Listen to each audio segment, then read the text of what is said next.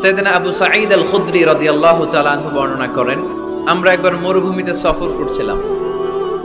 হঠাৎ দেখলাম মানুষের জটলা ডিঙ্গিয়ে ভেতরে যেয়ে দেখি এক লোক শুয়ে আছে, আর অন্য লোকেরা মন্ত্র পড়ে ফু দিচ্ছে। উল্টাপাল্টা মন্ত্র পড়ে ফু দেয় না, সুমন্তর সু কালীকুত্তার গু। আমরা ছোটবেলায় শুনতাম বাচ্চারা এরকম ছুমন্তর ছুমন্তর ছুমন্তর ছু কালীকুত্তার,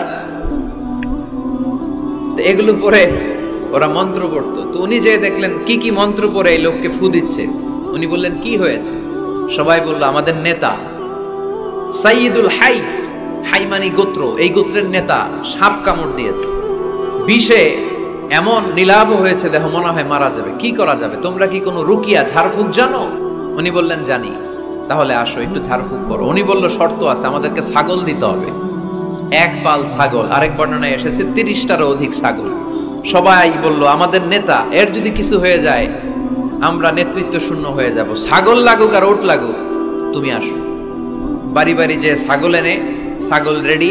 সাইয়েদনা আবু সাঈদ আল খুদরি রাদিয়াল্লাহু তাআলা আনহু পড়তে আরম্ভ করলেন, আলহামদুলিল্লাহি রাব্বিল আলামিন আর রহমানির রহিম মালিকি ইয়াউমিদ্দিন ইয়্যাকা না'বুদু ওয়া ইয়্যাকা নাস্তাঈন اهدنا الصراط المستقيم صراط الذين أنعمت عليهم غير المغضوب عليهم ولا الضالين পড়েন আমিন।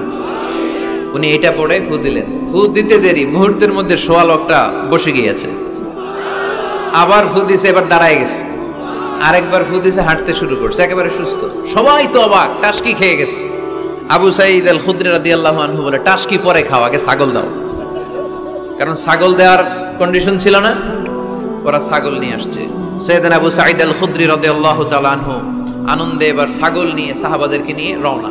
পথিমধ্যে লেগেছে প্রচন্ড ক্ষুধা, তখন তারা কয়েকটা ছাগল জবাই করে খেয়েছে। খাওয়ার পরে পেট যখন ঠান্ডা, তখন ব্রেইন সচল।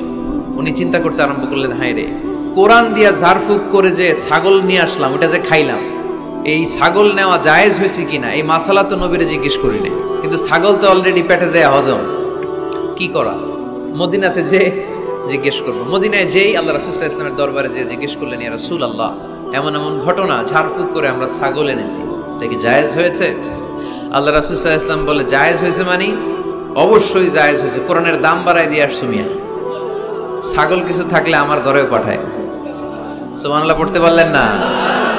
ওয়ালাকাদ আতাইনাকা, বুখারীর হাদিস, ওয়ালাকাদ আতাইনাকা সাবআম মিনাল মাসানি ওয়াল কুরআনাল আযীম। নবী হে, নিত্য পাঠনীয় সপ্তবাক্য দিয়েছি, যেই দোয়া পড়ে ফু দিতে দেরি অসুস্থ ব্যক্তি সুস্থ হতে দেরি হয়,